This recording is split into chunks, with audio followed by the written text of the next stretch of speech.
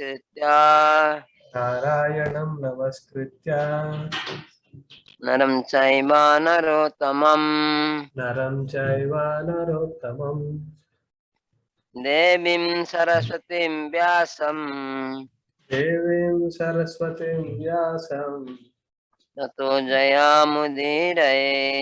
ततो जयामुदीरये। नष्टप्रायेषु भद्रेषु नष्टप्रायेषु अभद्रेषु नित्यं भागवतं सेवया।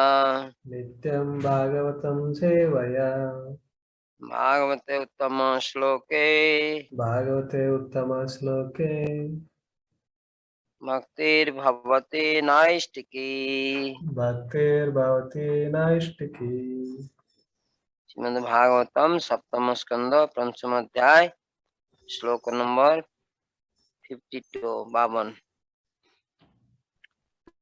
धर्ममर्थं च कामं च धर्मामर्दं च कामं च नितरं चानुपूर्वशः। नितरां चानुपूर्वशः। प्रह्लादाय चतुराजन् प्रह्लादाय चतुराजन् प्रश्नेतावनताय च प्रश्नेतावनताय च धर्ममर्था च कामं च धर्मामर्दं च कामं च नितरं चानुपूर्वशः। नितरां चानुपूर्वशः। प्रह्लादाय चतुराजन् प्रह्लादाय चतुराजन् सीतावनताय च प्रसृतावनताय च सीतावनताय च। पढ़िए, आप पढ़िए। धर्मम् अर्थं च कामं च धर्ममर्थं च कामं च नितरां चानुपूर्वशः। नितरं चानुपूर्वशः। प्रह्लादाय चतुराजन् प्रह्लादाय चतुराजन्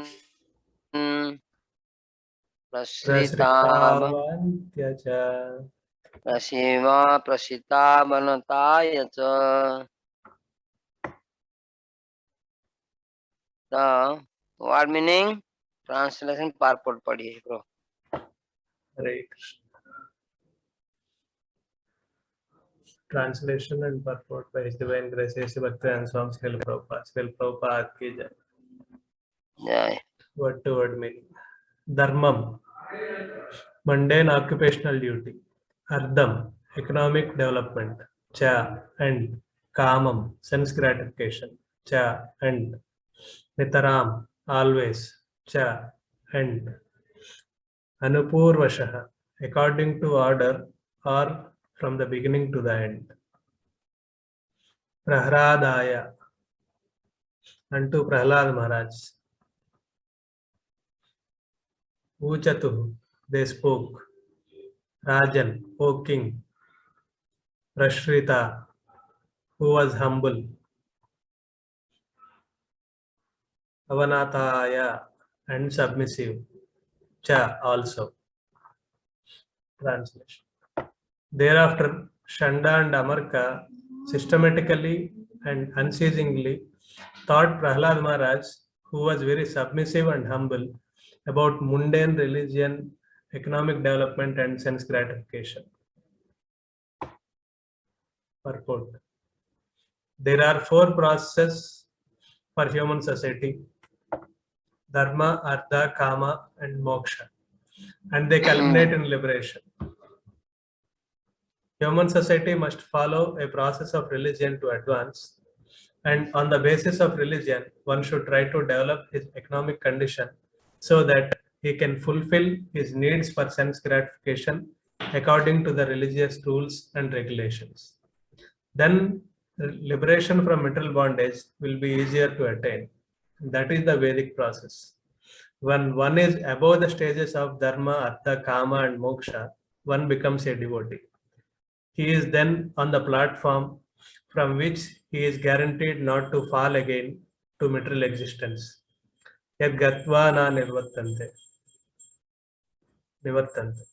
As advised in Bhagavad Gita, if one transcends these four processes and is actually liberated, one engages in devotional service. Then he is guaranteed not to fall to material existence again.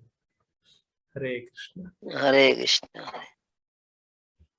Hare Krishna, Hare Krishna, Krishna Krishna, Hare Hare, Hare Ram, Ram.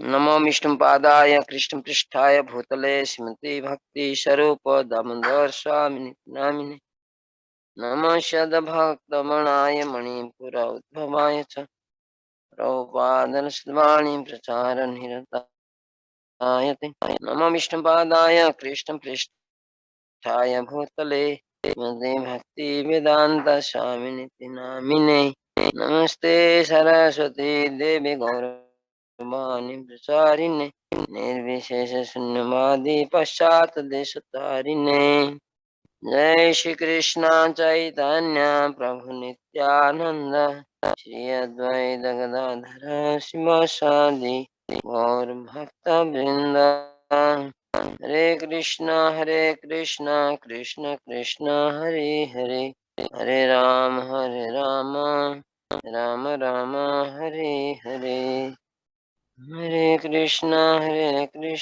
Krishna Krishna Hare Hare Ram Ram Ram Hare Hare. जय श्रीमद् भागवतम की जय, प्रहलाद महाराज की जय।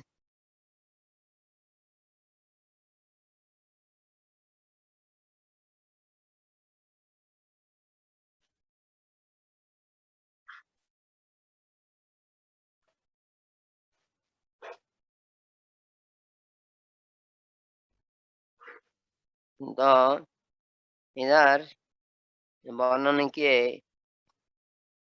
कि संढा अमर्क ने प्रहलाद महाराज को ये सब धर्म अर्थ काम मोक्ष के ऊपर भौतिक जो वर्णाश्रम धर्म का क्या ये कहते हैं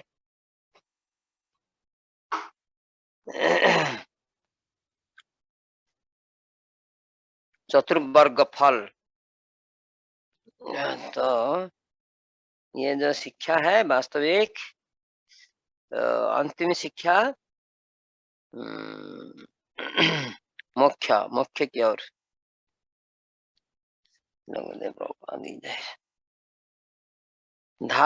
धर्म जो है वास्तविक ये धर्म हमारा स्वाभाविक कर्म को धर्म नियत कर्म हम लोग के लिए जो निर्धारित किया गया प्रकृति ने हम लोग को जो कर्तव्य कर्म दिए उसको धर्म पालन करना चाहिए। यदि हम लोग को जैसे साधारण दृष्टि में हम देखें एक वृक्ष शरीर पशु पक्षी शरीर मिला वो लोग परिवर्तन नहीं हो सकते हैं।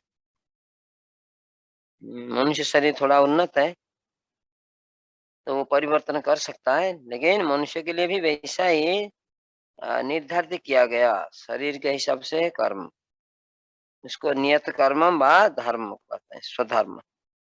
इसे भगवद गीता में भगवान बताए स्वधर्म निधनम श्रेय पर धर्म भयाप।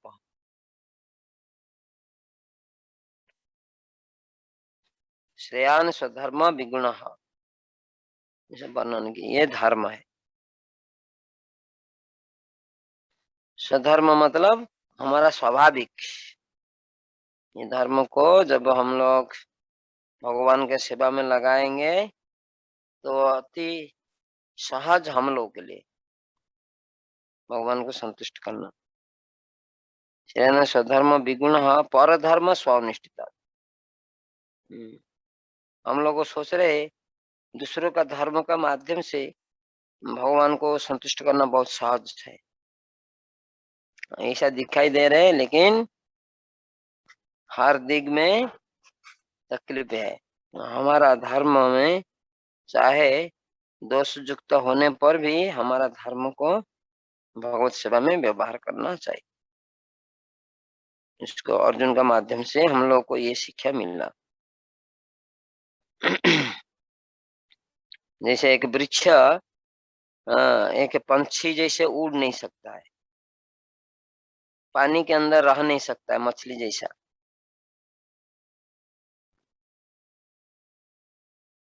तो मछली का स्वभाव है पानी के अंदर, पंछी का स्वभाव है आकाश में उड़ना, जन्मगत संस्कार है। तो वैसा ही हम लोग को भी कुछ कुछ भगवान ने योग्यता दिए व स्वभाव कर्म दिए हैं पूर्व जन्म का साधना संस्कार का हिसाब से। तो कई जगह में कहते हैं कि जो शरीर है पूर्व जन्मों का कर्म को लेकर के प्रारब्ध शरीर कहते हैं। ये प्रारब्ध शरीर को जो है एक्सीडेंटल मिला ऐसा नहीं है, लाखों जन्मों का कर्म फल को कैलकुलेशन करके भगवान का इच्छा से हम लोग को ये मिला। हम लोग कैलकुलेशन करके हमारे कर्म फल को हम लोग को चाहेंगे तो नहीं होगा। हम लोग अब सोचेंगे कि हम लोग तो ऐसा ऐसा कर्म किया, हम लोग को ऐसा शरीर चाहिए, ऐसा शरीर चाहिए, ये नहीं होता। जैसे हम लोग मार्केट में जाते हैं, अपना पसंद से हमारा ड्रेस हमारा सामान खरीद करते हैं, तो वैसा ही हम लोग अपना पसंद से हमारा शरीर को सिलेक्ट करना संभव नहीं है। इसी कारण तृतीय स्कंद में वर्णन किए कर्मणा दैव नेत्रेण।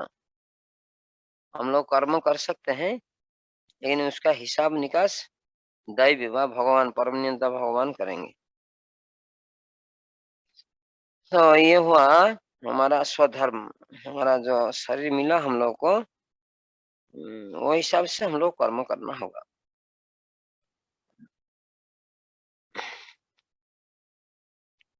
शरीर का खिलाफ व शरीर का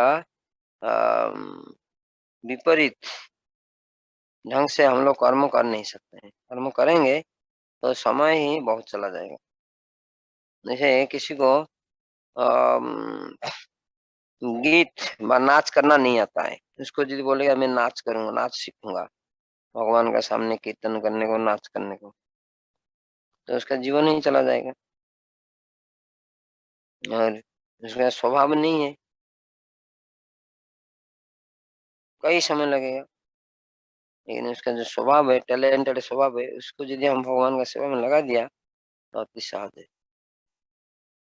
तो हम इसी कारण समस्त जीव, समस्त मनुष्य के पास भगवान पूर्णता दिए हैं। तो कहते हैं पूर्णमदम पूर्णमिदम, तो पूर्णता दिए हैं।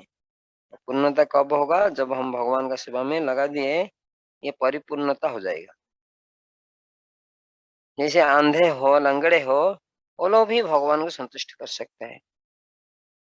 तो इस कारण भगवान का संतुष्टि के लिए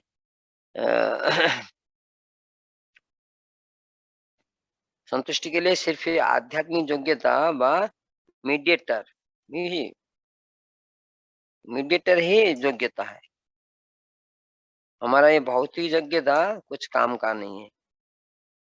हम लोग भौतिक योग्यता में जैसे डिग्री हासिल किया, कोई बहुत अच्छे सुंदर शरीर मिला, कोई अच्छे अच्छे ढंग से नाच रहा है, अच्छे ढंग से कीर्तन गा रहा है, संगीत गा रहा है, सभी अच्छे अच्छे हम लोग के पास क्वालिटी होने पर भी हम लोग भगवान को संतुष्ट नहीं कर पा रहे।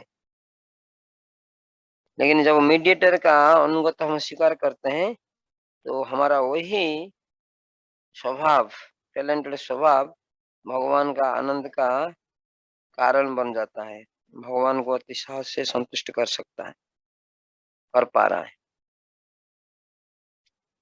तो इसी कारण जो इधर प्रभुपाद महाराज व्याख्या किए, धर्म अर्थ काम मोक्ष।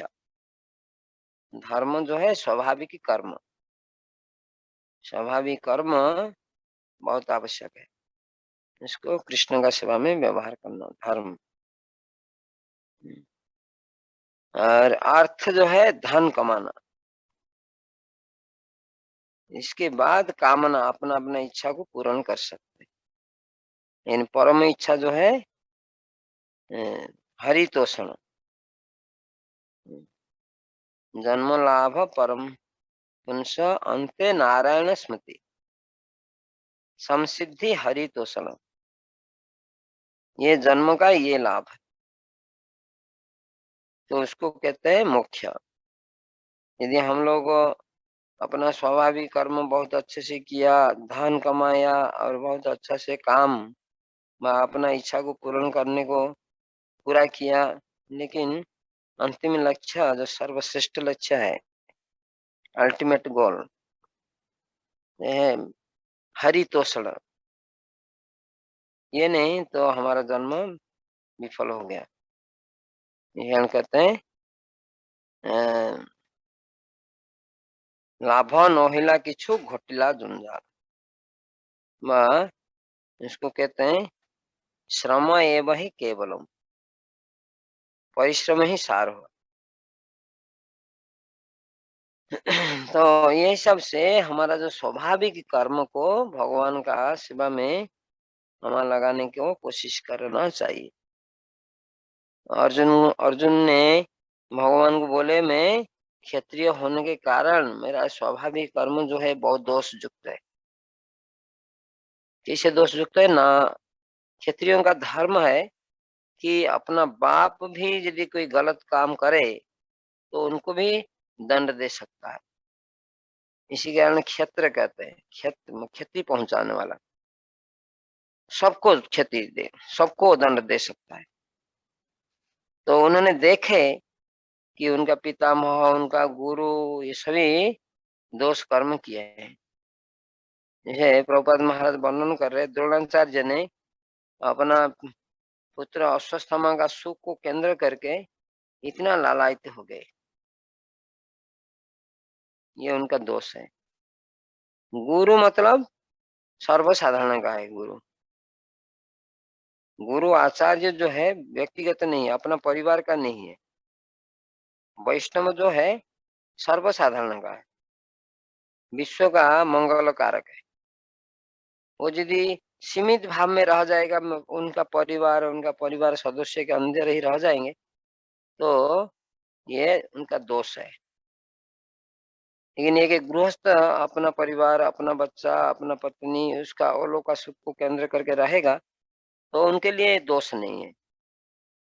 लेकिन गुरु आचार्य जो है, यदि उन्होंने इतने ही सीमित जगह में रह जाएंगे तो ये बहुत बड़ा दोष है। तो इसी कारण द्रोणाचार्य का बड़ा दोष है कि उनका बेटा अश्वत्थामा के ऊपर इतना आसक्त थे। लास्ट में महाभारत में भी इसका प्रमाण है कि जब युधिष्ठिर महाराज द्रोणाचार्य के पास जो जाके प्रणाम किए, गुरुदेव मैं आपका विरोध में युद्ध करना चाहता हूँ, तो आप मुझे परमिशन आशीर्वाद दीजिए। तो द्रोणाचार्य ने आशीर्वाद दिए, बोला हाँ तुम्हारा विजय होगा, जाओ तुम विजय लाभ करो। तो इस समय द्रोणाचार्य ने को पूछे कि गुरुदेव आप ही हमारा विरोध में जब युद्ध करेंगे तो हमारा विजय कैसे होगा? क्योंकि हम जानते हैं जब तक आपका हाथ में धनुष है तो आपको कोई भी परास्त नहीं कर सकता। तो आपको परास्त किए बिना हम लोग कैसे विजय होगा? तो इस समय उन्होंने बताया कि मेरा एक दोष है, अपना दोष को स्थापना किए। क्या स्थापना किए? कि मेरा बेटा मर गया बोल के यदि मैं सुन लूंगा, मेरा मेरा दिमाग, मेरा हृदय कुछ काम नहीं करेगा। इसी कारण आपको ये काम करना। युद्ध में आप बताओ कि अश्वत्थामा मर गया,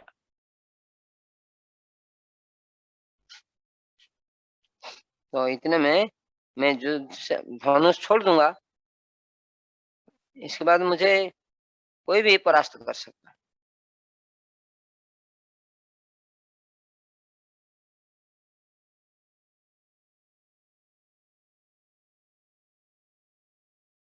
तो ये माध्यम से अर्जुन ने देखे कि द्रोणाचार्य का भूल। यदि अभी मैं क्षत्रिय कर्म को संपादन करूंगा, मेरा धर्म को मैं संपादन करूंगा, तो मेरा गुरु को संहार करना होगा, क्योंकि मैं क्षत्रिय हूँ। चाहे अपना गुरु हो, अपना बाप हो, ये दोष काम करे तो वो लोग को दंड देने का मेरा अधिकार होता है व कर्तव्य होता है। तो इसी कारण भगवान को अर्जुन ने पूछे कि आप ऐसा बता रहे हो कि कर्म को प्राधान्य दे रहे हो, इधर सन्यास को भी प्राधान्य दे रहे हो, तो मतलब कहते हैं कि मैं ये कर्म करना मेरे लिए संभव नहीं है, ये कृष्ण आप कृपा करो, मैं ये कर्म नहीं कर पाऊंगा। तो भगवान कृष्ण ने वही बता रहे कि श्रेयान स्वधर्म विगुण, अपना स्वधर्म पालन में बहुत प्रतिबंधक होने पर भी, बहुत दोष होने पर भी उसको ही संपादन करो। तो पितामह भीष्म का भी उन्होंने दोष देखे, तो इसी कारण अर्जुन ने ये सब सवाल दिए। पितामह भीष्म का दोष है कि जो राजा राजा का पहला संतान है वो राज्य का होता है, उनका माँ बाप का नहीं है। राजकुमार जो है वो राज्य का है, लेकिन पितामह भीष्म ने अपना माँ बाप का संतुष्टि को केंद्र करके शपथ कर लिए, आजीवन ब्रह्मचारी रहूंगा, मेरा पिताजी का संतुष्ट, ये दोष है। जैसे आचार्य का भी समाज का है, समस्त शिष्यों का संपद है गुरु। ऐसा नहीं सिर्फ अपना परिवार का ही संतुष्टि को केंद्र करके गुरु काम करे, विश्व समस्त जगत का संतुष्टि को केंद्र करके काम करे। इस कारण उनको आचार्य, आचरण में जो श्रेष्ठ आचार्य, इसको भगवान का प्रतिनिधि भगवान कहते हैं आचार्य माम बीजानिया, मैं स्वयं आचार्य हूँ। आचार्य मतलब जो बोलता है और करता है, उसको आचार्य। तो द्रोणाचार्य को ऐसा आचार्य उपाधि थे, इसलिए उनका वही दोष है। तो ये माध्यम से अर्जुन ने इनकार किए युद्ध करने को, तो भगवान उनको वही समझा रहे कि ना तुमको युद्ध करना ही होगा, तुम्हारा ये स्वधर्म है। इसको 18 अध्याय में भी वही श्लोक दिए भगवान ने, श्रेयान स्वधर्म विगुण पर धर्म स्वनिष्ठिता, नियत कर्म कुर्बन आपनोति क्लेशम। यदि नियत कर्म को हम लोग पालन करेंगे तो क्या होगा, समस्त पाप से हम लोग मुक्त हो जाएंगे। इसमें यदि दिखा जाता है इसमें बहुत पाप है, जैसे पितामह को संहार करना, गुरुदेव को संहार करना, ये बहुत बहुत बड़े बड़े पाप है दिखा जाता है, लेकिन तब भी हमारा यदि हम लोग के लिए यदि निर्धारित किया गया वही कर्म को, वही कर्म करने से इसमें पाप नहीं। प्रभुपाद महाराज उदाहरण देते हैं 18 अध्याय में कि एक व्यवसायी व्यवसाय कर रहा है, और व्यवसाय करने के कारण उनका बाप भी आएंगे तो बाप को भी झूठ बोलना पड़ता है, उसका रेट यह है यह है, लेकिन वास्तविक रेट अलग है, लेकिन वो लाभ के लिए अलग अलग झूठ बोलना पड़ता है सभी अपने सभी ग्राहक को। वो कहता है मैं तो खरीद किया हुआ रेट से बेच रहा हूँ, दे रहा हूँ आप,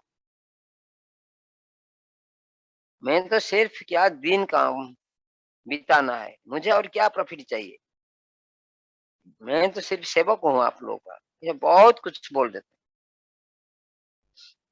तो वास्तविक उनका 2 गुना खरीद किया हुआ सामान से 2 गुना बेचते हैं। कभी कभी खरीद किया हुआ सामान का 5 गुना भी बना देते, 10 गुना भी बना देते हैं। तो ये होता है बिजनेस में। इन जो सोच रहा है इसमें बहुत पाप है, उसको छोड़ करके मैं ब्राह्मण काम करूंगा, तो इसमें बहुत पाप उसको और बढ़ जाता है। क्योंकि ब्राह्मण कर्म में भी यज्ञ करने का समय बहुत आहुतियां देना पड़ता है।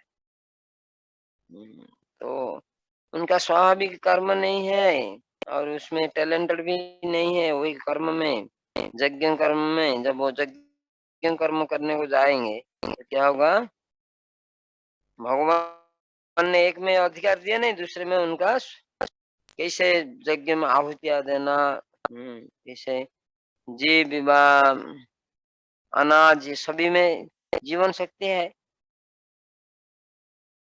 तो इसमें अपराध और पाप लगे। तो इसी कारण प्रभुपाद महाराज व्याख्या कर रहे, जिसको जो निर्धारित किया गया वही कर्म को संपादन करना चाहिए। यदि कृष्ण का संतुष्टि के लिए ना करने पर भी पाप नहीं है, क्योंकि वही सबसे उनको भगवान ने अनुमोदन किया, ठीक तुम यही सबसे सुखी रहो।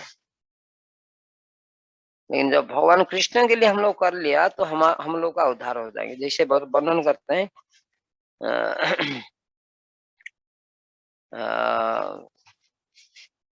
जो कर्म है निवृत्तिनम महाफल, हाँ, प्रवृत्तिनम प्रवृत्ति में दोष नहीं है, लेकिन निवृत्ति नाम महाफल। यदि निवृत्ति मार्ग में हम लोग व्यवहार किए तो बहुत बड़ा उन्नत फल मिलेगा। निवृत्ति मतलब भगवान कृष्ण का संतुष्टि को केंद्र करके। यदि ये हमारा मनु संहिता का श्लोक है, इस श्लोक का ऐसा अनुवाद है, मांस भक्षण शराब भक्षण इसमें दोष नहीं है, लेकिन इससे यदि हम लोग निवृत्त हो पाएंगे, निवृत्त होकर के कर्म करेंगे, भगवान का संतुष्टि को केंद्र कर काम करेंगे, तो ये बहुत फल देगा। तो वैसा ये हमारा जो धर्म है, स्वाभाविक कर्म है, इसमें कुछ दोष नहीं है। भगवान कृष्ण का संतुष्ट में यदि हम लगा पा रहे तो हम लोग का बताए नियत कर्म कुर्बन आपनोति किलबिषम। किलबिषम मतलब बहु प्रकार का, किलबिषम मतलब समस्त प्रकार का पाप से वो मुक्त हो जाएगा। तो प्रहलाद महाराज को वो लोग यही जो चतुर्वर्ग के ऊपर शिक्षा देने को कोशिश किए संडा मार्ग ने, लेकिन प्रहलाद महाराज जो व्यक्ति उन्नत ज्ञान पहले से आस्वादन किया है, उसको ये निश्चित ज्ञान, प्राथमिक ज्ञान, ग्राम सुख, शारीरिक सुख संबंधी इंद्रिय सुख को केंद्र करके उसमें कभी सुखी नहीं हो सकता। तो प्रहलाद महाराज का जीवन में ये प्रदर्शित हुआ। यदि उनका गुरु लोग सांसारिक सुख को केंद्र करके धर्म अर्थ काम मोक्ष, जैसे आगे और प्रभुपाद महाराज हमारा से शिक्षा मिला, जैसे पॉलिटिक्स राजनीति उसको केंद्र करके प्रहलाद महाराज को संडा मार्ग ने बहुत शिक्षा दिए, इन शिक्षा को उन्होंने ग्रहण किया नहीं, क्योंकि उनका पहले उनका आध्यात्मिक गुरु नारद महर्षि ये भगवत भक्ति शिक्षा दिए है। भगवत भक्ति में जो भगवान का पूर्ण शरणागति के ऊपर शिक्षा दिए है।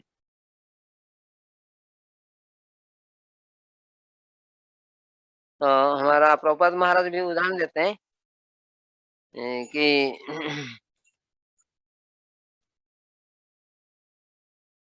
जब कोई उन्नत रस आस्वादन किया, जैसे कोई रसगुल्ला आस्वादन किया, तो ये पकोड़ा, बड़ा पकोड़ा ये सब वो पसंद नहीं करेगा। ऐसा ही हमारा जो भगवती भक्ति मार्ग में हम लोग भगवत भक्ति का सेवा का महानता व सेवा सुख कैसे हम लोग अनुभव कर पाएंगे, इसके ऊपर जब हम गुरुत्व देंगे तो स्वतः ये नीचतर सुख व ग्राम्य सुख से हम दूर हो जाएंगे। अन्यथा हम लोग को यदि हम सोचेंगे नहीं मैं ये ग्राम सुख पहले अच्छे से भोग कर लूं और इसके बाद हम निवृत्ति हो जाऊं ग्राम सुख से, ग्राम्य सुख से, इसके बाद मैं आध्यात्मिक सुख का अनुशीलन करूंगा, तो नहीं होगा। ग्राम्य सुख से हम लोग निवृत्ति होना संभव नहीं होगा। ऐसा वृद्ध अवस्था तक हमारा, जैसे हम लोग पूर्वाचार्य लोग वर्णन किए, वार्धक्य अवस्था 80 वर्ष वयस में भी ग्राम्य सुख से हम लोग निवृत्ति होना संभव नहीं होगा। लेकिन बाल्य अवस्था में भी, युवक अवस्था में भी यदि आध्यात्मिक सुख को हम अनुशीलन करेंगे, आस्वादन करेंगे, तो स्वतः ये ग्राम्य सुख निश्चितर सुख से हम निवृत्ति हो सकते हैं। क्योंकि प्रहलाद महाराज का जीवन में हम लोग देखे हैं कि यदि उन्होंने असुर कुल में जन्म लिए, जो भोग ऐश्वर्य, ये असुर लोग का स्वभाव है। आसुरी का मतलब भोगी लोग है। भगवत गीता में भी भगवान ने बताया,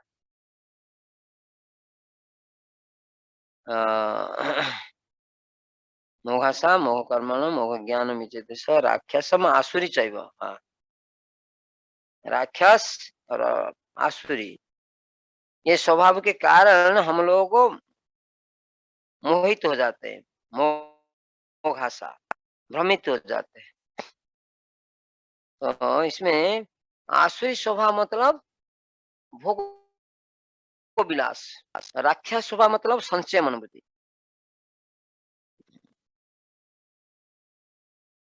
तो प्रहलाद महाराज इधर आसुरी के परिवार में जन्म लिए, तो इसके अंदर स्वभाव ही उनका भोग विलास। हिरण्यकशिपु के पास स्वभाव है भोग विलास। प्रभुपाद महाराज कहते हैं हिरण्य मतलब सुवर्ण, कश्यप मतलब सज्जा, सुवर्ण का सज्जा में जिसका ज्यादा आसक्ति है। तो ये आसुरिक स्वभाव है। लेकिन अभी हम लोग देखे प्रहलाद महाराज बाल्य अवस्था से ऐसा मुक्त हो गए भोग प्रवृत्ति से, कैसा संभव हुआ? क्योंकि उन्होंने आध्यात्मिक रस का आस्वादन किया। हम लोग सोचेंगे कि नहीं वो तो सत्य युग त्रेता युग में ऐसा ही थे, तो आध्यात्मिक रस आस्वादन किए तो निवृत्त हो गए। अभी कहाँ संभव है? अभी भी वही संभव है।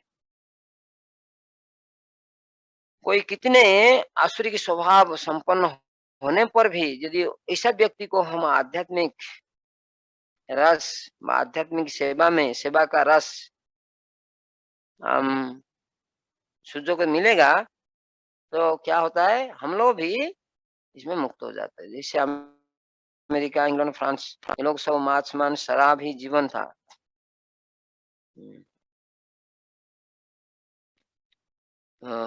जल का विनिमय में शराब पीते और अन्न का विनिमय में मांस मांस ही खाते थे।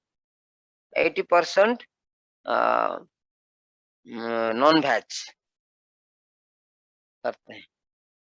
तभी ये लोग को प्रभुपाद महाराज के साथ छोटे मोटे सेवा किए, आध्यात्मिक सेवा, जैसे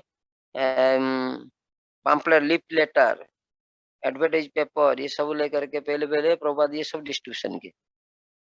तो हम लोग सुना मैचलेस गिफ्ट, ये छोटा किताब, बैक टू गॉड हेड, ये सब पत्रिका, ये सब डिस्ट्रीब्यूशन कर रहे हैं डोर डोर जा करके। तो ये सब महत् सेवा थोड़े बहुत करके वो लोग इतना दिव्य आनंद अनुभव किए। क्योंकि शुद्ध भक्त का अनुगत से किया हुआ छोटा कर्म ये महान फल दे पा रहा है। बाकी हम लोग लाखों मेहनत हमारा देश को केंद्र करके करके करे, या समाज को, या हमारा परिवार को, माँ बाप को, ये दिव्य सुख दे नहीं पाए। तो ये दिव्य सुख सिर्फ शुद्ध भक्त का अनुगत से, जैसे प्रहलाद महाराज ने किए, वही आस्वादन किए, तो इसी कारण उनका आसुरी स्वभाव नष्ट हो गया। हम लोग अभी भी कलियुग में, तत्कालिक के समय में भी भक्तिवेदांत स्वामी प्रभुपाद, हमारा गुरु महाराज का अनुगत में इतने बड़े-बड़े नास्तिक लोग भी थोड़े बहुत सेवा किए, तो वो लोग का चेतना इतना परिवर्तन हुआ। हम लोग देखें कि जैसे हमारा भगवद गीता में कहते हैं, स्वल्पोऽप्यस्य धर्मस्य त्रायते महत् भयात्, नेहाभिक्रमनाशोऽस्ति प्रत्यवाय न विद्यते। यदि ऐसा महत व्यक्ति का अनुगत से, प्रभुपाद महाराज बोले स्वल्पोऽप्य से धर्म मतलब, प्रभुपाद उधर व्याख्या किए शुद्ध भक्त का अनुगत।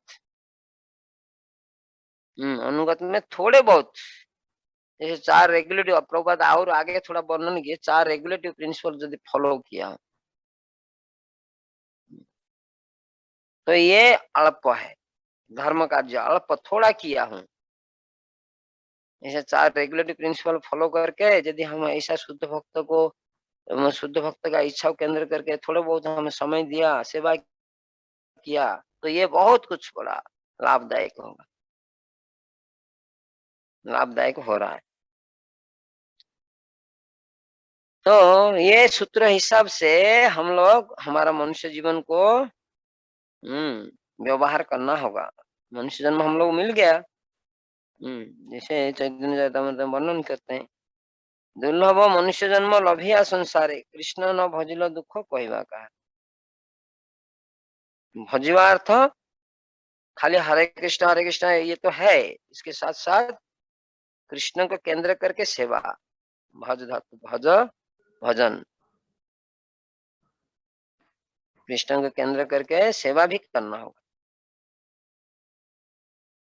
सेवा जो करते हैं इसमें शरणागति आता है। मैं आपका सेवक बन गया भाई, अभी मैं क्या करूं, मेरे साथ कुछ भी नहीं हुआ, तो ये सेवक भाव है। एक्स्ट्रा हमारा जी हम कंक्लूड करते हैं। हाँ हाँ, तो ये सब से हमारा धर्म को भगवान का सेवा में व्यवहार करेंगे। धर्म अर्थ धन कमाएंगे, और सभी का अंतिम लक्ष्य जो है निर्वाण व मोक्ष। यदि मोक्ष को केंद्र करके नहीं कर रहे तो श्रम एवं ही केवलम। लेकिन प्रहलाद महाराज पहले से उनका आध्यात्मिक गुरु का अनुगत से आध्यात्मिक सुख अनुभव किए, तो इसी कारण ग्राम्य सुख उनके लिए तुच्छ हो गया। तो अभी हम लोग भी ये आध्यात्मिक सुख को थोड़े बहुत अनुशीलन करेंगे, तो हम लोग आसान से सांसारिक सुख से निवृत्ति हो सकते हैं। हरे कृष्णा कृष्ण कृष्ण हरे हरे, हरे राम राम राम। जय अनंत कोटि वैष्णव वृंद की जय, प्रहलाद महाराज की जय, श्रील प्रभुपाद श्रील गुरुदेव की जय। हरे कृष्णा। हरे कृष्णा महाराज जी, बहुत बहुत धन्यवाद आप क्लास लेने के लिए और इतना अच्छा क्लास देने के लिए। Yeah, if anyone is having any questions in today's class, they can raise the hand and ask His Holiness Bhakti Swarup Nilamar Krishna Maharaj.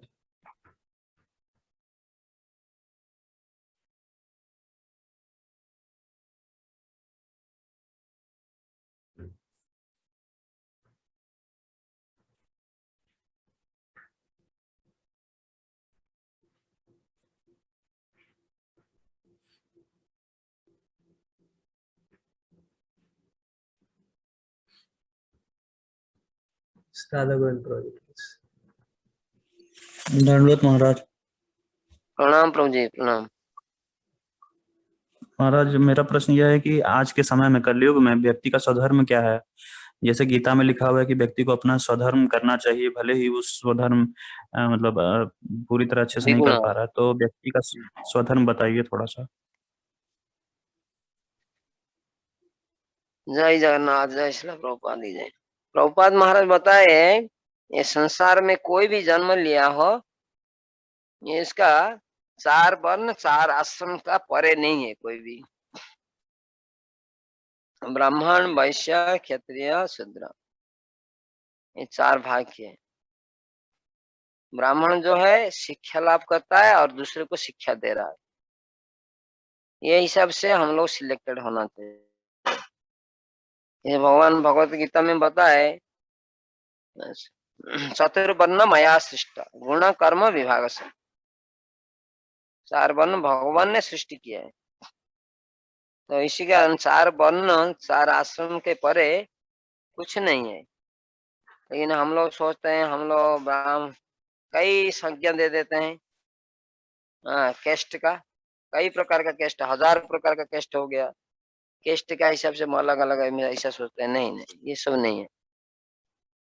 गुण कर्म विभाग सा। तो ये सबसे प्रभुपाद महाराज अमेरिका में बोले, तुम्हारा अमेरिका में भी ये 4 वर्ण है। जो लोग को अध्ययन करते हैं और शिक्षा देते हैं, जजन जाजन पूजन पाजन पठन पाठन, ये षटकर्म, ये षटकर्म विप्र व ब्राह्मणों का। षटकर्म निपुण विप्रा, मंत्रस्तु संप्रदाय विहीना। संप्रदाय विहीन है उसका कुछ लाभ नहीं, लेकिन इधर जो वर्णन किए इसको ब्राह्मण कहा जाएगा, विप्र कहा जाएगा। उनका कर्म ये होना चाहिए बस।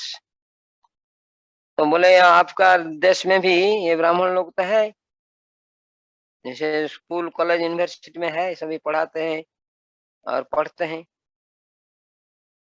तो ये सबसे ब्राह्मण। क्षत्रिय बोले जैसे सिक्योरिटी फोर्स है, डिफेंस फोर्स है, तो देश को अंतर्दृष्टि से सुरक्षा दे रहे, बही शत्रु से सुरक्षा दे रहे, तो लोगों को क्षत्रिय माना जाएगा कर्म का हिसाब से।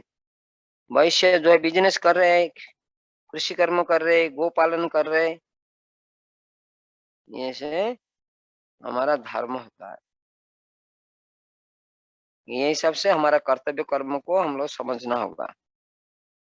और स्थान काल परिवेश के द्वारा कर्तव्य कर्म को समझना इतना सहज नहीं है। जैसे भगवान गीता में बताए, किम कर्म किम अकर्मते कवयो अप्यत्र मोहिता। कवय मतलब बहुत बड़े बड़े विज्ञ लोग भी भ्रमित हो जाते हैं। स्थान काल परिवेश में हमारा कर्तव्य कर्म क्या होना चाहिए। तो इसी कारण हर समय हम लोग शुद्ध भक्त का, शास्त्र का मतामत से हम लोग कर्म करें। तो हम लोग आसान से भगवान को संतुष्ट कर सकते हैं, हमारा कर्म बंधन से मुक्त हो सकते हैं। तो मुझे एक रामायण का बहुत एक अच्छा कथा याद आया, तो मैं उसको स्थापना करना चाहूंगा। तो एक समय की बात, माँ कैकेयी ने दशरथ महाराज को बोले कि आप राम को वनवास भेज दो और मेरा बेटा को 14 साल राजा बनने को दो, और साथ साथ राम जो बनेंगे 14 साल ब्रह्मचारी जीवन यापन करेंगे। 3 बार मांग ले। तो इसमें दशरथ महाराज बोल रहे, तुम जानते हो कि मैं राम के बिना एक मुहूर्त भी जी नहीं सकता हूँ, तभी तुम मेरे ऊपर इतना क्यों निष्ठुर हो जाते। और उन्होंने वर्णन किया कि तो तेरा स्वभाव जैसा है, तेरे माँ का भी स्वभाव ऐसा ही है। तो दशरथ महाराज उनके माँ का स्वभाव वर्णन कर रहे। एक समय महाराज कैकेयी देश का महाराज, इनका पत्नी के साथ एकांत रानी राजमहल में आमद प्रमोद कर रहे थे। तो वही समय कुछ पंछिया लोग उधर वास करते हैं राजमहल का साइड में। तो वो लोग कुछ बातचीत किए, तो बात में महाराज के राजा ने हंसने लगे। तो जब हंसने लगे, रानी ने गुस्सा हो गए, क्रोधान्वित हो गए, क्योंकि राजा रानी और दोनों परस्पर देखे राजा एब्सेंट माइंड होकर हंस रहा है, मेरे सौंदर्यता के ऊपर कोई गुरुत्व नहीं दे रहा है। तो रानी ने बोला, आप क्यों हंसे हो, मैं इतना सुंदर नहीं इसी कारण। तो राजा ने बहुत मनाने लगे, बोले नहीं ऐसा नहीं, ऐसा ही बात में मुझे एक बात याद आया तो मैं हंस लिया। बोला नहीं नहीं आप बताना होगा, आप क्यों हंसे हो, क्यों मजाक किए हो? तो राजा ने बोले नहीं ये पंछी लोग कुछ बातचीत कर रहे थे, वो बात को सुन करके मुझे हंसी आया। तो बोला हाँ तुम इतने बड़े विद्वान हो, पंछी लोग का भी बात को तो समझ पाते हो, तुमने मेरा मजाक उड़ा रहे हो। तो रानी ने अभिमान कर लिए, रानी को कोई तरफ से भी राजा समझा नहीं पाए। अंत समय में रानी बोले नहीं आपको बोलना होगा, पंछी लोग यदि आप जान बोलते हो पंछी लोग को जो बातचीत से मैं हंसा, तो पंछी लोग ऐसा कौन सा बातचीत कर रहे थे वही बताओ हमको। तो रानी ने जब ऐसा हट करने लगे, राजा निरुपाय बोले यदि मैं बोल दूंगा तो मेरा मृत्यु हो जाएगा। मुझे मेरा गुरु ने ये आशीर्वाद दिए, बोले तुम पंछी का भी बात समझ सकते हो, लेकिन ये बात किसको बोलना नहीं, तुम यदि प्रकाश कर दोगी तेरा मृत्यु हो जाएगा। तो इसके मैं प्रकाश नहीं कर सकता। इधर रानी ने हट किया, बोला नहीं आप बोलना ही होगा। तो इतने में उन्होंने बोला ठीक है, अभी क्या किया जाए, हमारा कर्म क्या होगा? जैसे कर्म को किम कर्म किम अकर्मति कवयोऽपि यत्र मोहिता, बड़े बड़े विद्वान लोग भी भ्रमित हो जाते हैं। तो इस कारण गुरु व शुद्ध भक्तों का हर समय आश्रित रहना चाहिए। तो कह राजा ने और कोई निर्णय कर नहीं पाए, तो उन्होंने बोला ठीक है, तो चलो हमारा गुरु महाराज जी के पास, उनका उपाय हम करेंगे। तो उनका गुरु के पास गए। जब गुरु के पास पहुंचे, गुरु के पास संपूर्ण स्पष्ट प्रकाश किए, गुरुदेव ऐसा अभी परिस्थिति हुआ, अभी क्या किया जाए? तो गुरुदेव ने बोले ये रानी को मार के तू भगा दो, जो तेरा प्राण का भी केयर नहीं कर रहा है, अपना संतुष्ट व श्रेष्ठ मान रहा है, स्वामी का जीवन को गुरुत्व नहीं दे रहा है, ऐसा पत्नी को हटा देना चाहिए, उसको मार मार के हटा दो। तो मार मार के हटा दिए। और कैकेयी जो है उनका लाडली बेटी थे, एक ही एकलौते बेटी थे। तो इसी कारण कैकेयी को उन्होंने इतना प्रेम करते थे, उनके साथ हर समय लेके चलते थे, रथ में रथ चलाना, युद्ध कौशल सिखाना, ये सब कैकेयी माँ ने सभी टैलेंटेड थे, रथ चलाना ये सब युद्ध विद्या में। तो दशरथ महाराज ये सब वर्णन किए माँ कैकेयी का सामने कि तेरा माँ जैसा तू भी वैसा है। तो इधर जो कर्म है, कर्म निर्णय करेंगे तो ऐसा शुद्ध भक्त का अनुगत में हम लोग जो कोई भी कर्म कर रहे हैं, हमारा नियत कर्म निर्धारित कर्म को भी ऐसा शुद्ध भक्तों का परामर्श से हम लोग करेंगे तो जरूर हमारा जीवन सफलता होगा। कर्म कभी निंदित नहीं है, सारे कर्म कृष्ण का संतुष्टि के लिए ब्रह्मा ने स्थापना किया है। हरे कृष्ण प्रभु, जय जगन्नाथ। Hare Krishna Maharaj. बहुत बहुत धन्यवाद। Anyone else would like to? Okay. Rashpit Maharaj, please. कोई प्रश्न है तो पूछ सकते हैं, मैं थोड़ा सा कमेंट करना चाहता हूँ। हाँ महाराज जी, I don't think there are no further questions. तो नीलांबर महाराज जी, मैं थोड़ा बोल सकता प्रणाम हूँ? प्रणाम महाराज। आपका परमिशन जरूरी है क्योंकि प्रश्न नहीं है। हाँ, ठीक है महाराज, आपका आदेश। आदेश नहीं, ये प्रार्थना है। हम्म, तो हमारा प्रभु जी धर्म के बारे में बोल रहे थे, स्वधर्म। हम्म, धर्म का अलग अलग मीनिंग है, तीन मेन मीनिंग जो है, मुख्य मीनिंग अर्थ है। अर्थ जो है, एक जो है ड्यूटी, ऑक्यूपेशनल ड्यूटी है एक। हमारा अलग अलग रोल्स है, अलग अलग ऑक्यूपेशन है ना, आइडेंटिटी। कोई जॉब करता है ना, उसका एक धर्म है। अलग अलग हमारा संबंध है, उसका भी हमारा ड्यूटी है ना, ड्यूटी है प्रिस्क्राइब।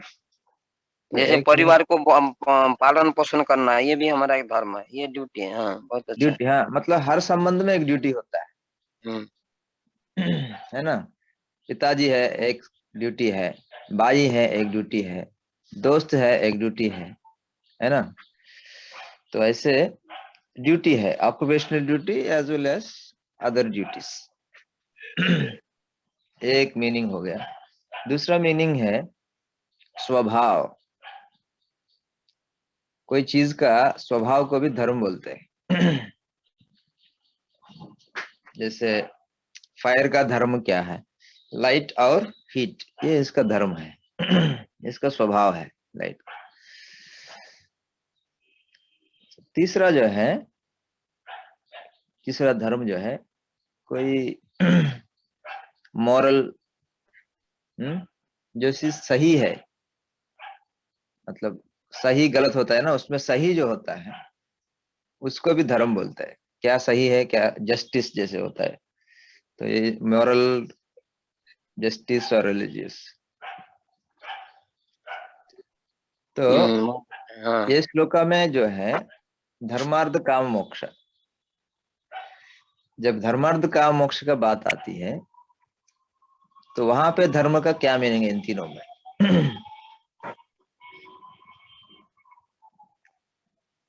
है ना। जैसे इंग्लिश में भी बहुत सारे वर्ड्स है, अलग अलग मीनिंग होता है, लेकिन कॉन्टेक्स्ट के हिसाब से उसका मीनिंग आती है। है ना। मैं एम नॉट एबल, हरि बोल, कुछ बोल रहे थे। ठीक है महाराज। हाँ, तो कॉन्टेक्स्ट के हिसाब से वो बहुत क्लियर हो जाती है उसका मीनिंग क्या है। हर भाषा में ऐसे ही है। तो बहुत सारे ऐसे शब्द होते हैं, वर्ड्स, कि उसका अलग अलग मीनिंग होता है। इसका मतलब ये नहीं कि हर जगह में कोई भी मीनिंग हम उसको दे सकते हैं उसी शब्द को। ब्रजपति महाराज कमेंट दे रहे। प्रभु जी थोड़ा सा दूसरे साइड रखिए, प्रभु जी। तो बहुत धन्यवाद। तो एक शब्द को दो तीन मीनिंग है। हम ये नहीं कर सकता कि हर जगह में कोई भी मीनिंग अपना मर्जी से ले सकते हैं, ऐसा नहीं हो सकता, क्योंकि जो शब्द जो स्थिति में प्रयोग किया गया है उसके हिसाब से उसका अर्थ क्लियर है, मतलब क्या है उसका अर्थ। ठीक है। तो ये धर्म अर्थ काम मोक्ष, इसमें धर्म का क्या मीनिंग है, क्या धर्म करने से आपको अर्थ मिलेगा, है ना। धर्म करेंगे उससे अर्थ मिलेगा, उससे कामना पूरा करेंगे, इसके बाद फ्रस्ट्रेट हो जाएंगे, इसके बाद मोक्ष में जाएंगे, है ना, यही तो लाइन है। तो ये धर्म अर्थ काम मोक्ष में मैं रोशन प्रभु से पूछता हूँ क्या मीनिंग है इस धर्म धर्म में, ये तीनों में ये क्या मीनिंग है इधर।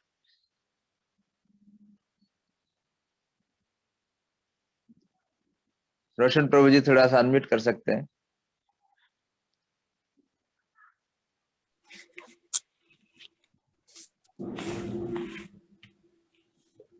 मतलब धर्म अर्थ काम मोक्ष तो जैसे लोग नॉर्मल लोग करते हैं, मतलब जो उनको एक अलग, मतलब जो भी वो फॉलो करते हैं धर्म कर नहीं, वो फॉलो नहीं। अभी प्रश्न आपको बहुत सिंपल है। मैंने धर्म का तीन मीनिंग दिया, और धर्मार्थ काम मोक्ष में उस कॉन्टेक्स्ट में धर्म का क्या मीनिंग है ये तीनों में।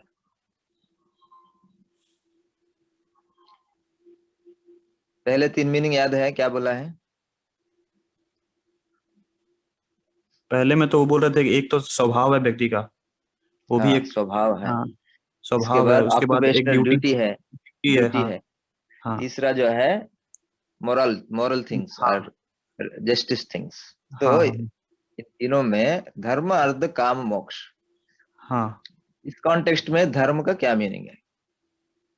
धर्म तो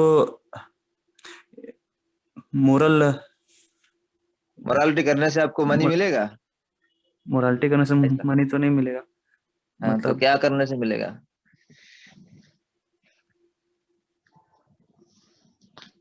ऑक्यूपेशनल ड्यूटी, जी जी जी है ना। जी। तो यहाँ स्वधर्म का मतलब है कि ऑक्यूपेशनल ड्यूटी। तो हम सारे मीनिंग एक जगह में लाके हम उसको कंफ्यूज नहीं कर सकते हैं। हम्म। तो यहाँ पे ये लोग प्रहलाद महाराज को समझा रहा है कि देखो ये ड्यूटी करने से ये संपदा आएगा, इसके बाद एंजॉय कर सकता है, कैसे कैसे कैसे कैसे धर्म करना है, मतलब कैसे कैसे जॉब्स करना है, काम करना है, जिससे हमको जैसे जैसे संपदा आएगा इससे हम कैसे कैसे एंजॉय कर सकते हैं। इसके बाद मोक्ष के बारे में तो शायद इसमें लिखा नहीं, शायद श्लोक में धर्मम अर्थम च कामम च, तो मोक्ष भी तो ज्यादा फोकस नहीं किया, फिर मोक्ष में चला गया तो फिर मुश्किल हो सकता है, इसलिए शायद वो लोग धर्मार्थ काम में फिक्स किया, क्योंकि मोक्ष के लिए आएगा बाद में, शायद वो शायद ज्यादा ये नहीं दे रहे थे क्योंकि उसी से प्रॉब्लम हो रहा था। तो यहाँ पे मीनिंग है कि इसका ऑक्यूपेशनल ड्यूटी, जिससे हमको पैसा मिलेगा। तो इसका स्वधर्म, स्वधर्म का मतलब वो है उनका अपना जो ड्यूटी जो करना है जिससे उसको पैसा मिलेगा, तो उसी से देखना है स्वधर्म। लेकिन स्वभाव नहीं है ये। स्वभाव नहीं है, क्योंकि आपका स्वभाव से आपको पैसा मिलेगा कि नहीं। मेरा स्वभाव है कि काम नहीं करने का, आराम से खेलो या जो चाहिए करो, है ना। हमारा स्वभाव अलग है, इसीलिए वीकेंड आने से सब लोग सेलिब्रेट करते हैं, है ना। तो जी स्वभाव जी। क्या हुआ, काम करना हुआ या वीकेंड है, क्या है हमारा स्वभाव? ना तो काम हमारा नहीं स्वभाव करना। तो वीकेंड था, वीकडेज नहीं है। हाँ। लेकिन वीकेंड से तो पैसा नहीं मिलेगा ना, वीकडेज से पैसा मिलता है। तो जबरदस्ती यहाँ कोई चीज कर रहे हैं, जबरदस्ती कोई चीज ऐसी कर रहे हैं, मतलब उनका स्वभाव नहीं है, स्वभाव के विपरीत जाके बस पैसे के लिए वो कार्य कर रहे हैं वो। हाँ। हाँ, लेकिन देन वो धर्म एक धर्म का विरुद्ध जा रहा है, क्या है वो स्वभाव का। दूसरा धर्म जो है वो ठीक कर रहा है, क्योंकि वो जिससे वो ड्यूटी लिया है, जो जॉब लिया है, उसका धर्म है वो। हम्म, तो तो यहाँ पे ये मीनिंग लेना चाहिए हमको, ऑक्यूपेशनल ड्यूटी वो सिखा रहे हैं। ठीक है। जी ये महाराज। स्वधर्म का जब भगवत गीता में भगवान कृष्ण जो बोल रहा है स्वधर्म का बारे में, कि when you take up some duty, some job, you better do that work, don't do somebody else work. So Arjuna has taken up the job of a kshatriya, so now he has to do the duty of kshatriya. वो स्वधर्म है। But वो अपने स्वभाव के लिए अगर उनका कोई और स्वभाव है तो वो उसको छोड़ के अपने स्वभाव को फॉलो कर सकते हैं क्या? वो आप जॉब लेने का पहले सोचना है। तुम्हारा स्वभाव नहीं है तो जॉब क्यों लिया? कभी कभी पैसे के लिए आदमी अपने स्वभाव से कॉम्प्रोमाइज कर लेता है और पैसे के हाँ लिए ठीक है, नौकरी। वो स्वभाव कॉम्प्रोमाइज किया, एक धर्म में कॉम्प्रोमाइज किया, दूसरा धर्म भी कैसे साथ कॉम्प्रोमाइज करोगे? जो धर्म ऑक्यूपेशन ड्यूटी उसको करना पड़ेगा ना, ये है। तो और भागवत में भी एक अच्छा श्लोक है, त्यक्त्वा स्वधर्मम चरणाम्बुजम हरेर भजन अपक्वो अत पते ततो यदि यत्र क्वा वाबद्धाम अभूतमुष्य किम को वार्ता आप्तो अभजताम स्वधर्मतः। तो इसका मीनिंग है कि कोई अपना स्वधर्म को छोड़ के भगवान का सेवा में लगे रहते हैं, अपने धर्म को, जो अपना धर्म को छोड़ के भगवान का चरण में सेवा में लगे रहते हैं, है ना। भजन अपक्व भी अता तत्व, दो हिज सेवा मेच्योर नहीं है, अपक्व मतलब मेच्योर नहीं है, क्योंकि क्या होता है इसका समटाइम्स में फॉल्ट हो, उसी में कोई लॉस नहीं है। लेकिन जो लोग अपना स्वधर्म में लगे रह के भगवान को भजन नहीं करता है उससे कोई फायदा नहीं, यही इसका मीनिंग है। तो नो, यहाँ स्वधर्म का क्या मीनिंग हो सकता है बताओ?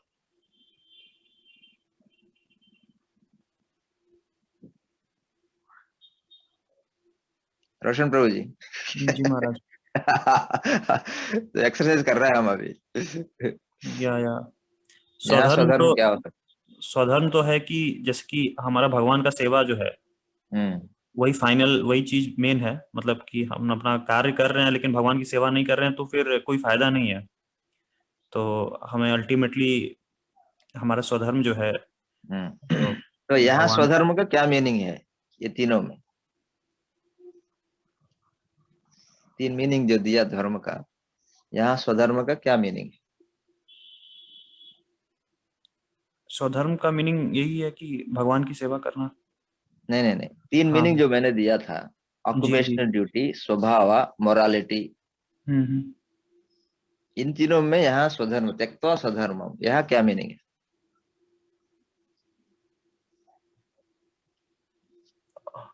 ऑक्यूपेशनल ड्यूटी के बारे में बोल रहे हैं।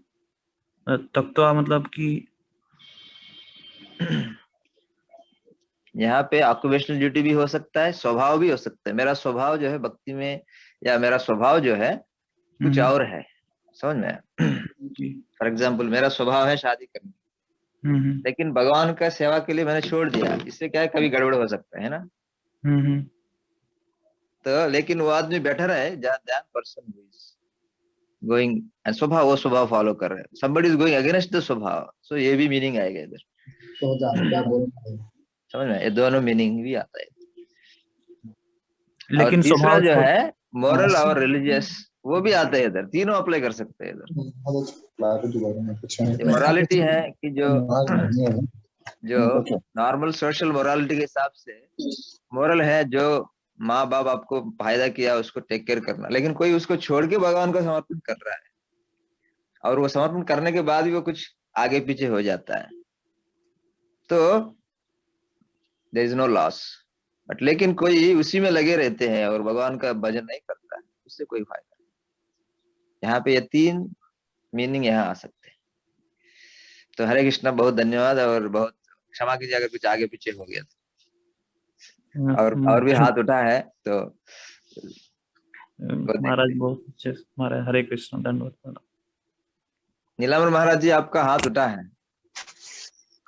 नहीं, मेरा इमोट हो गया था। अच्छा अच्छा। तो हमारा हरे कृष्ण महाराज, दंडवत। मैं संजय लंका हूँ, IIT में, PHU IIT में नौकरी करता हूँ, टीचर हूँ। दंडवत प्रणाम महाराज जी। प्रभु जी महाराज जी, कोई प्रॉब्लम नहीं, ज्यादा करने में कोई गलती नहीं, कभी कम करने में गलती बोलिए प्रभु जी। हेलो महाराज, दंडवत। दंडवत बोलिए। दंडवत। मैं PHU IIT में टीचर हूँ। मैं स्पेशली लिंग्विस्ट हूँ, भाषा विज्ञान की। अच्छा अच्छा, मैं बहुत रिपोर्टर हूँ। गलती होते माफ कर लेना।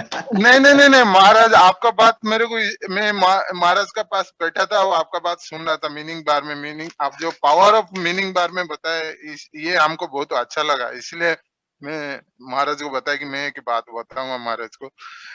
ये एक बात है कि इसमें जो स्वभाव कर्म है, इसका मीनिंग एक्चुअली, इसका जो रियलिटी है, जो ट्रूथ है, वो एक्चुअली जन्मगत स्वभाव का साथ जुड़ा है ना, सपोज जॉब में जो स्वभाव है इसका साथ जुड़ा है, ये हमको जानने के लिए। एक्चुअली द मीनिंग का 3 पावर होता है। एक अविद्या होता है, इंडियन ट्रेडिशन में इसका लिटरेरी मीनिंग होता है, सिंबलिक मीनिंग होता है, एंड एक्सटेंडेड मीनिंग होता है, जिसको हिंदी में बोलता है अविद्या लक्षणा ने व्यंजना।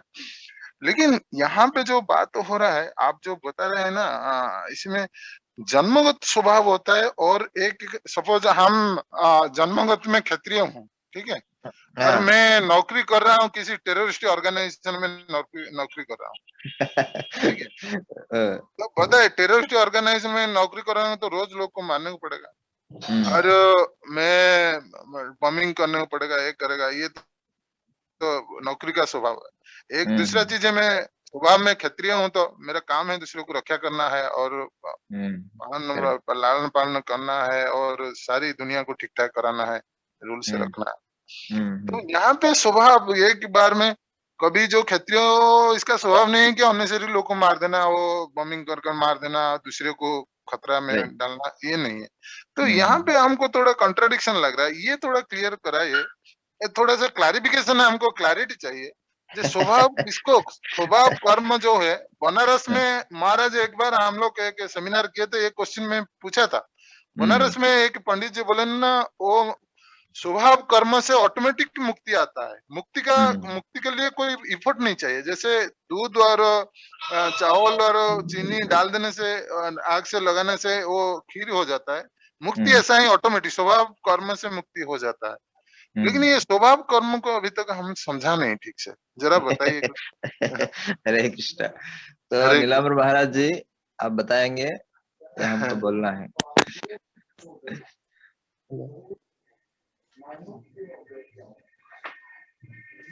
नीलांबर महाराज जी, अच्छा नहीं है तो स्वभाव, स्वभाव बोर्न ऑफ बर्थ।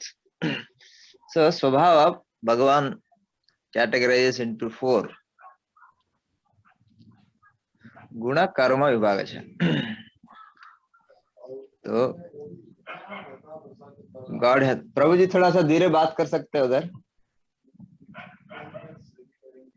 आचार्य प्रभु, थोड़ा हम इधर थोड़ा इधर बात कर रहा है, दूसरा साइड जा सकते हैं। हरी बोल। तो या तो स्वभाव जो है ये broadly categorised by the Lord into 4 स्वभाव। सो क्षत्रिय का स्वभाव बताया भगवान ने। तो is religious, he is a fighter, he protects the people, weak people. So just because somebody has fighting spirit, he does not become a kshatriya. So fighting spirit, that which is in the proper format. You see, fighting spirit is there, but he is killing the people instead of protecting. So therefore he is not kshatriya. So that is number 1. Number 2, जन्म से स्वभाव आता है कि ये बोल नहीं सकते। आप क्षत्रिय का घर में जन्म लिया है, इसका मतलब यह नहीं कि आप क्षत्रिय हो। जन्मना जायते शूद्रा। शूद्रा means he doesn't fit into the above 3 Brahmana, Kshatriya, Vaishya. Some qualities may be there, but they are not complete or they are not in the right track. So just because I take birth in the family of a Brahmana, Kshatriya or Vaishya, I don't become Brahmana, Kshatriya, Vaishya. Only by training in those karma, guna and karma. So it is not sure whether we get that guna. But even after getting the guna, if one is not properly trained in proper track, then also he will not fit into that. So therefore, though born in Kshatriya family, if you are not trained as a Kshatriya duty and dharma, then you will not be able to do Kshatriya duty. So what happens? You take job under somebody. So working for somebody under somebody is mostly treated as not in the first three categories. Number 2, occupational duty अगर ठीक से करेंगे as prescribed, samsiddhi haritoshanam should be done in keeping the Lord Vishnu in the mind to please him. You may not love him, right? Like our boss in the company or in the institution, we may not love him, but still as part of the job description, we have to please the boss. So if one is able to do such kind of duty after many births, that perfection also takes time, right? To perfect the occupational duty, keeping in mind Lord Vishnu, his pleasure, the way he wants the Kshatriya to function. If you perfect that, then you will also get moksha, if you perfectly do it. But that is the most not so easy thing. Every day you have a challenge to do your duty properly. But devotion is completely different. In devotion, you fall in love with Vishnu. And out of love, you try to please him. There is a difference between pleasing the Lord by doing occupational duty, because there a sense of loving may be there, may not be there, or most of the time may not be there. But when the sense of love towards Lord Vishnu comes, then that becomes bhakti. And you try to please Lord Vishnu out of love for him, then it will come to devotion. And if when you take to the devotion, Krishna says, I am the swift deliverer. In the same life you can get liberated. But if one is following only his swadharma, then he will not, it take very, very many lifetimes. Number one. Number two, when you talk about swadharma, we have also ashramas, varnas and ashramas. Every varna also should go through 4 phases. Brahmachari, Grihastha optional, Vanaprastha optional, Sannyas. These are the 4 ashramas also. They have to go through this. So I am Kshatriya, whole life I work as a Kshatriya and I die in my home.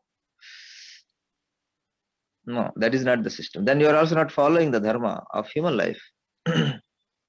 So your Kshatriya dharma is that you have to retire.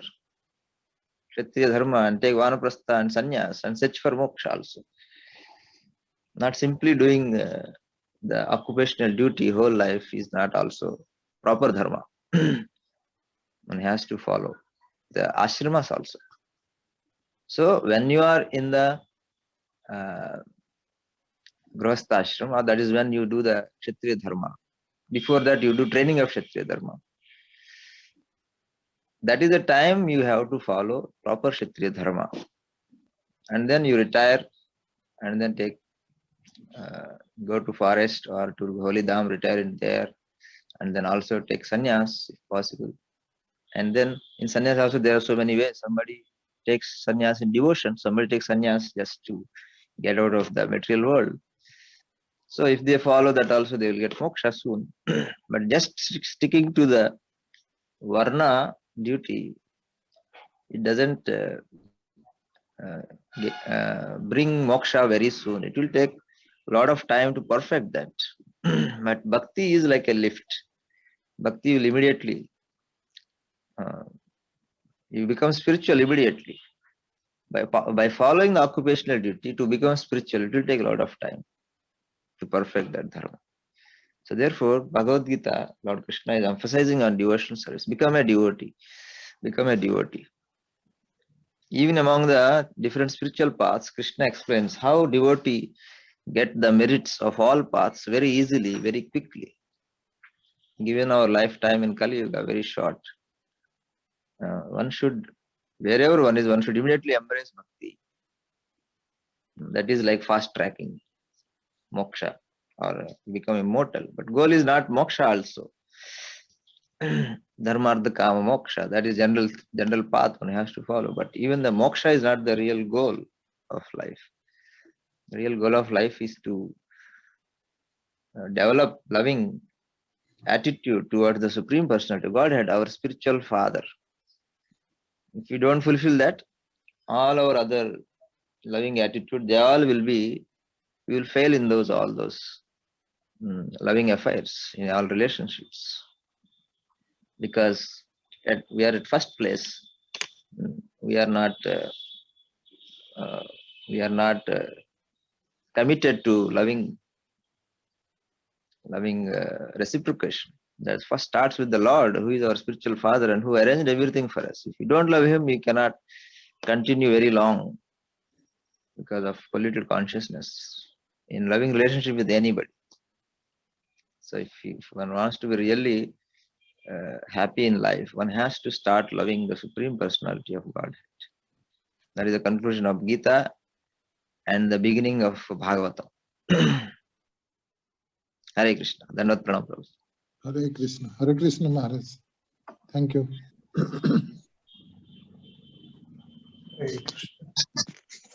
Elaman Maharaj ji. हाँ जय जय जगन्नाथ। जगन्नाथ। जय Jagannath. Maharaj, Govind Maharaj is coming. अच्छा लगा महाराज। Thank you महाराज। धन्यवाद। Yeah. Then there is Paradharma Maharaj will tell now. Hare Krishna. Well, Swadharma, Paradharma. Our focus has to be Paradharma. In Paradharma, we all unite because it is common. You know, the conflict is only in the Swadharma. When I say Swa means खुद का, तो तुम्हारा अलग हो गया ना. But Param Dharma is common. Param Dharma is our common Swadharma. Then the conflict is over. Very interesting. If you think about taking birth, birth is determined by our previous guna and karma also, isn't it? As we know that one takes birth, destiny is determined by our previous karma. So basically, even so Swabhav itself is not sufficient. स्वभाव होने मात्र से वर्ण का परिचय जो जैसे भगवान कहते हैं कि जन्म कर्म च में दिव्यम नहीं क्या है चातुर्वर्ण्यम मया सृष्टम, चातुर्वर्ण्यम मया सृष्टम, गुण कर्म स्वभाव से. तो ये गुण और कर्म कहाँ से आते हैं? जन्म क्या है? प्रीवियस जैसे गुण और कर्म उसके अनुरूप ही तो हमें जन्म मिलता है, किसी को ब्राह्मण के घर में यार, but with the influence of time it becomes disrupted, as is the situation in the present time. फिर भगवान कहते हैं कि श्रेयान स्वधर्म विगुण, the quotation in the context today, it's very interesting thing. भगवान डिसाइड कर रहे हैं कि पर धर्मात् स्वनुष्ठितात्, स्वधर्मे निधनम श्रेय पर धर्मो भयावह. How many points he has, many confusing and many clearing, but Krishna is determining that what determines our qualification. And if we think of our remaining stuck on the material platform as our swadharma, somebody may take pride, I'm a Brahman, so I'm superior, Kshatriya, and all these things. So this, that's why in the Vedic time, the birth in a Brahmin's family or Kshatriya family or Vaishyudra, the identification was very clear, and accordingly they followed their karma or occupational duty, and they attained perfection in life just by following the. But with the influence of time, everything has become topsy-turvy, and that's why we are troubled. We are troubled by all this apparently contradictory statements. So. But just think, those people, Hindi में थोड़ा कहेंगे, जो लोग कहते हैं कि बाहर के स्वभाव के अनुसार वर्ण का निरूपण करना चाहिए, तो उनके मत को तो यहाँ भगवान फॉलो नहीं कर रहे हैं ना, कि भगवान तो कह रहे हैं केवल बाह्य स्वभाव के अनुसार वर्ण का निरूपण करना यदि श्री कृष्ण भगवान का आइडिया होता, अभिष्ट होता, तो ये कभी नहीं कहते कि पर धर्मात् स्वनुष्ठितान्, अपना खुद का स्वधर्म, मतलब कॉन्टेक्स्ट में ऑक्यूपेशनल जो ब्राह्मण क्षत्रिय वैश्य शुद्र जो डिवीजन है. सो व्हाट इज पर धर्म फिर? और परम धर्म भी स्व अनुष्ठितात्, दूसरे का धर्म. व्हाट इज दूसरे का धर्म? और उसको अच्छी तरह से अनुष्ठित किया हो तो भी, सुअनुष्ठित होने पर भी किसी कर्म की पर धर्मता क्यों? किसी धर्म को आप अच्छी तरह से निभाए तो वो आपके लिए परधर्म कैसे हो सकता है? जब अच्छी तरह से अनुष्ठित होते हुए भी वह परधर्म हो गया, तो फिर बाह्य स्वभाव के अनुसार किसी का ब्राह्मण जैसा स्वभाव या क्षत्रिय जैसा स्वभाव हो, बाह्य स्वभाव के अनुसार वर्ण निरूपण कैसा? इतना ही नहीं, सुअनुष्ठित परधर्म, अच्छी तरह से वेरी वेल परफेक्टली परफॉर्म परधर्म का परिणाम भयावह कैसे हो सकता है? Very very deep thought.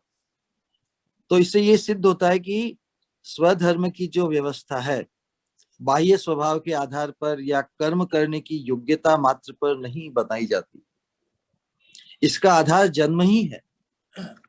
इस चीज को हम डिनाई नहीं कर सकते. That's why one takes pride in one's birth, whatever birth it is. But now it comes with that pride or acknowledgement that I got a higher birth. It comes with an obligation that he has to perform accordingly. That's where everybody is failing in Kali Yuga. अतः वर्ण का मुख्य निरूपक जन्म ही है. See our tradition. We respect Brahmana also as Brahma Bandhu, even if he is not performing the act of a Brahmana. We honor him. We expect that, yeah, you wake up to your occupational duty. You are given birth by Krishna's arrangement according to your guna and karma, swabhava. You are not acting because of the wrong association or whatever, influence of the modern civilization, all these things. तो जब नियम का उल्लंघन हो गया ना, शास्त्र में जो उदाहरण दिए जाते हैं कि Vishwamitra became Brahman or that person became Kshatriya, all these things, because they are very exceptional, and see how much trouble they had to go through, how much trouble Vishwamitra had to go through. But there were examples given, but they cannot be applicable to the common masses. But the real thing which we must focus in our Bhagavad study is what we have to transcend all these. We cannot afford to identify and take pride being just considered as Brahmin or Kshatriya, Vaishya, Shudra, because that would be the that will disrupt the very purpose of our studying Bhagavatam. So Sham Dam, Sham Damadi, if somebody is endowed with all this quality, Sham Dam, संपन्न होने मात्र से लक्षण के आधार पर कोई ब्राह्मण जाति हो जाएगा, क्या ऐसा कह सकते हैं हम? We find many people, लेकिन भक्ति द्वारा, this must be our main focus. If one becomes endowed with bhakti, then with bhakti he targets attaining the supreme liberation, if he wants to call it, the ultimate liberation. Excellent, Maharaj. Very, very. So when bhakti is inculcated, then he transcends the purpose, or even exceeds the purpose of being just a Brahmana or Kshatriya. And when he becomes devotee, then Brahmanical qualities also, Sham, Dam, he will become endowed with Yashyasti Bhakti Bhagavati Akinchana. So then his Brahman qualities become secondary. They are no more his prime dharma, Swadharma. Swadharma is Bhakti, exclusive Bhakti. And Satyam, Shocham, Daya, these are common for all. Why Shudras don't want them? Shudras also are asked to become truthful, self-control, everything. We let the Shudras just rot in the science, not making these qualities applicable for them. They are applicable for all. They are Sarva Varnik. They are not limited to Brahman or Kshatriya, Vaishya. Satyam, Shama, Dam, And that's why they have to follow the rules and regulations of Varnashrama, so that they are forced to, they are inclined, they become regulated to follow truthfulness, Sham, Dam, anything. That's why this the arrangement for marriage for those who cannot control their senses in brahmacharya, they have to, so they apply for all of them. Whole thing is Swadharma in the conditioned state and Swadharma on the transcendental platform, as Maharaj is very elaborately described perfectly. So when one is situated on the Atma Dharma means pure devotional service. That is the real need of the soul. Then if he insists on the Swadharma, that becomes his Paradharma, detrimental. That's why ultimately Krishna says in, I think, 11:32, Agyayaiva gunan doshan maya dishtan api swakan. Dharma means Swadharma or whatever, previous dharma. Dharmam samstajya ye sarvan. One who relinquishes all his connections or obligations or entanglement in performing this dharma and that dharma, like the Panditji in Banaras. He's thinking, I just follow my karma and I will become liberated. Right? Itne janam le liye abhi tak mukti kaise nahi mili? Without coming to the platform of devotional service without engaging devotion, there is no mukti. Bhakti bina kono sadhan dite nare phal. Chaitanya Chaitamani says, Bhakti bina kono sadhan. Swadharma palan or this sadhan or that yoga, they cannot give you the any fulfillment of any goal, leave alone the perfection of life, the liberation or the attaining the supreme. So bhakti bina kono sadhan dite nare phal. Bhakti, sarva phal dei bhakti parama swatantra. Bhakti is fully independent. Even Krishna is not fully independent. Bhakti is fully independent. That is the beauty of bhakti, coming to the platform of bhakti. That's why when we discuss, when Krishna is saying, what is the angle of point Krishna is emphasizing on Arjuna? Shreyan swadharmo viguna paradharma. Because Arjuna ultimately will become situated very soon, very quickly on param dharma, which is common to all. Listening to the authority, listening to the proper authority. Krishna has been established the supreme authority simply by following Krishna's advice. Arjuna is simultaneously, primarily he is taking care of his param dharma, and secondarily he is also taking care of his so-called swadharma, which is expected in this context of Arjuna, because Krishna wants him to take care of some business. Krishna wants to bring glory to Arjuna, who is recognized as a very valiant Kshatriya. So why should Arjuna be deprived to attain that glory? And Krishna is giving him two doors, regular bonus and the prime bonus. So that is the purpose of Bhagavad Gita. We cannot isolate just Arjun के लिए ही भगवान ने उपदेश दिया कि तुम क्षत्रिय युद्ध करो. अरे भगवान की आज्ञा का पालन ही तो परम धर्म है. उस परम धर्म में फिर दूसरे धर्मों के नहीं पालने का भी दोष चला जाता है. But if you don't follow Krishna's order, so Krishna, this 11:32, this shloka is very contemplative.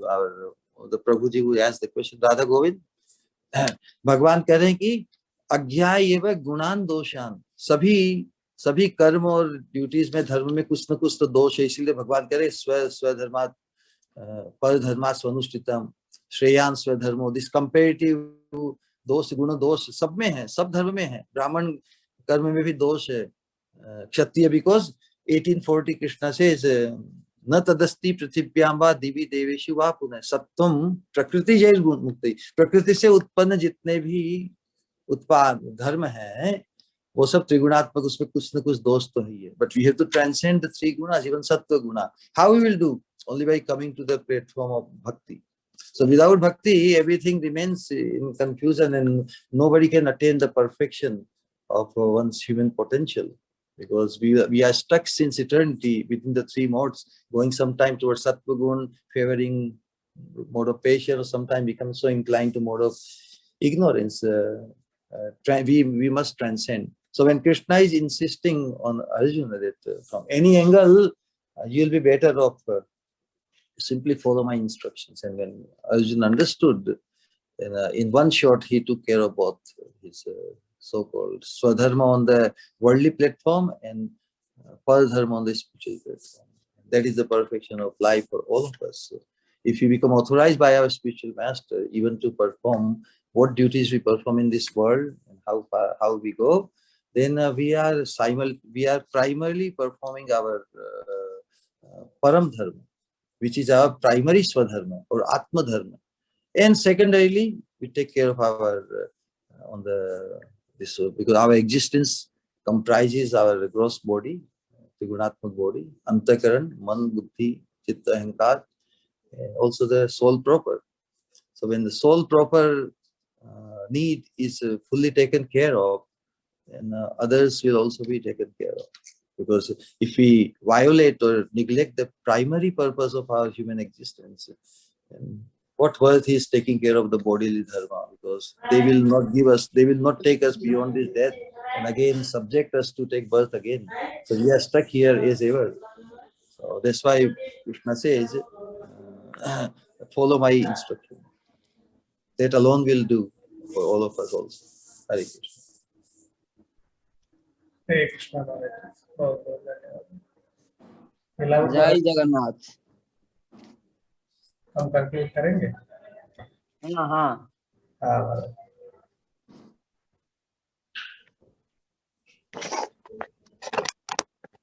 जोलिनेस भक्त स्वरूप नीलांबर कृष्ण महाराज की जय जय जय अनंत जय। कोटि वैष्णव वृंद की जय। जय। शिला प्रभुपाद शिला गुरु महाराज की जय। ग्रंथराज श्रीमद् भागवतम की जय। जय। निताय गौर प्रेमानंदे हरि। आ जाइए, आ हम जाइए, आ साथ जाइए। हाँ। Thank you all for joining. See you all in tomorrow's class. Hare Krishna.